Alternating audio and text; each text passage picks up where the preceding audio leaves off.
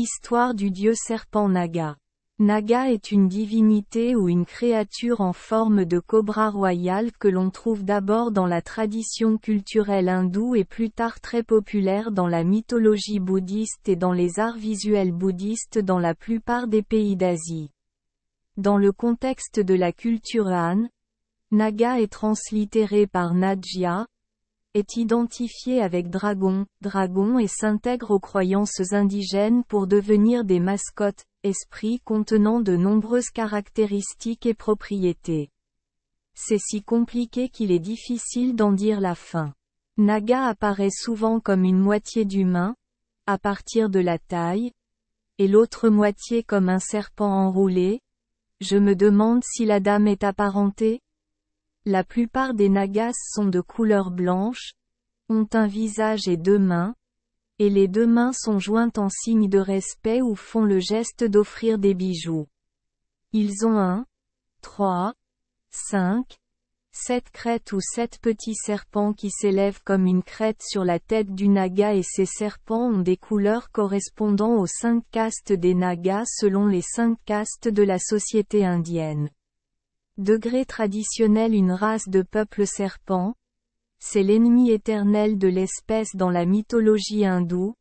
En fait, la plupart des Nagas préparent toujours de la nourriture pour Garuda, originaire de l'épopée du Mahabharata, à l'origine due à une querelle mutuelle. Il existe une compréhension commune entre ces deux espèces qui sont demi-frères et sœurs. Pour plus de détails, lisez l'article sur Garuda. Naga est une mascotte de demi-dieu d'origine hindoue avec un visage de serpent et un cou de cobra. Selon la tradition hindoue, Naga était l'enfant de Kadru, l'épouse de l'ermite Kasyapa. Kadru a donné naissance à 1000 œufs et a fait éclore 1000 serpents, dans le but de créer une communauté résidentielle pour le royaume Patala, le monde souterrain, sous la terre appelée Naga Loka sous la domination des seigneurs Naga, Nagaraja. L'ennemi éternel des Nagas c'est l'oiseau Garuda, souvent appelé oiseau aux ailes dorées dans les écritures bouddhistes. Grâce à un pari insensé, Vinata devint l'esclave de sa sœur Kadru et Garuda fut forcé d'obéir aux ordres des Nagas. Bien qu'il obéisse à l'espèce Naga, Garuda nourrit toujours de la haine et une jalousie accumulée que Garuda ne peut pas lâcher prise. Garuda a supplié les Nagas de trouver un moyen d'échapper à l'esclavage de sa mère. Les Nagas ont forcé Garuda à leur apporter l'élixir Amrita en échange de la liberté. Garuda a volé l'élixir de vie aux dieux pour remplir les conditions imposées par les Nagas. Le seigneur Vishnu a poursuivi Garuda pour récupérer l'élixir de vie et Garuda, en s'enfuyant, a laissé tomber quelques gouttes d'Amrita sur l'herbe Kusha. Les Nagas se précipitèrent immédiatement pour lécher l'élixir collé sur les feuilles d'herbe. En conséquence, leurs langues ont été fendues en deux par le tranchant de l'herbe Kusha. Les traces subsistent encore aujourd'hui. Depuis lors, Garuda considère toujours les Nagas comme des ennemis et essaie toujours de les attraper pour les manger. Naga est le mot pour homme et femme et Nagini. C'est une espèce belle et puissante, capable de prendre la forme d'un serpent, d'un demi-serpent ou d'un humain à sa guise. Dans de nombreux documents, les gens confondent souvent les Nagas avec les dragons. Petit à petit, les gens se rallieront à cette opinion et les classeront comme une sous-branche des dragons. L'ensemble du clan Naga vit dans un magnifique palais souterrain, mais on dit qu'ils sont les créatures qui gouvernent les rivières, les lacs, les mers et qu'ils sont également les gardiens des trésors. Selon la légende, chaque fois que Brahma verra que le monde est trop peuplé de monde, il enverra des Nagas mordre à mort des personnes cruelles ou prématurées qui sont destinées à mourir pour réduire la population. WTF. Thanos. C'est toi? De manière générale, pour les humains, Les Nagas sont une créature sacrée et utile, protégeant les rivières, apportant la pluie pour aider aux récoltes. Cependant, lorsque les Nagas se mettent en colère, généralement parce que les humains polluent les lacs des rivières, ils peuvent provoquer des inondations et des épidémies pour avertir nous. Dans le bouddhisme, l'histoire de la vie de Shakyamuni est également liée à l'image du serpent Nagar. Lorsque la reine Maya lui donna naissance dans le jardin de Lumbini, le prince Siddhartha fut baigné par un roi serpent Nagar à 9 têtes. Cette histoire est décrite par les Chinois avec un thème sculptural de 9 dragons autour du Bouddha nouveau-né, que les gens appellent souvent le « statue des 9 dragons ». Selon le bouddhisme khmer, Naga est un animal sacré et étroitement associé au bouddhisme khmer. L'histoire de la vie de Bouddha comporte également de nombreux détails liés à cet animal. Lorsque le prince Siddhartha atteignit l'illumination, il s'assit en méditation près de la rive de la rivière Mutchalin. À ce moment-là, le ciel était orageux, la pluie était forte, l'eau montait. Un seigneur serpent Naga à 7 têtes apparut, s'approcha du Bouddha et il a enroulé son corps contre un mur pour bloquer l'eau et a utilisé sa tête comme toit pour protéger le Bouddha de la pluie.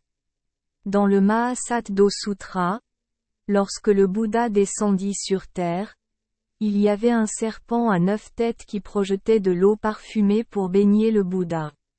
Au cours de la 6e semaine, après avoir atteint l'illumination, il y eut soudain une forte pluie, des vents forts, le ciel s'assombrit, des nuages sombres se rassemblèrent, le roi Python Mukekinda sortit de son nid, enroula son corps autour du Bouddha pour le protéger. La tête du serpent s'est déployée pour couvrir la pluie. Par conséquent, le vent et la pluie n'affectent pas le processus de culture. Le 7e jour, lorsque le ciel s'éclaircit et que les nuages s'arrêtèrent, le dieu serpent quitta le Bouddha et se transforma en un beau jeune homme, l'éclairant. Une autre histoire raconte que le serpent Nagar est le protecteur du Dharma qui garde la perle de tous les souhaits et l'histoire raconte l'histoire des 7 premiers jours de méditation. Alors qu'il pratiquait l'ascèse sous l'arbre Bodhi, le vent et la pluie se sont levés, l'eau est montée et a inondé la zone de méditation, et un roi serpent, Nagar, a immédiatement rampé hors de son abri, a enroulé son corps en 7 cercles comme si le siège protégeait le Bouddha de étant immergé dans l'eau et leva ses 7 têtes bombées pour former une sépulture pour protéger le Bouddha.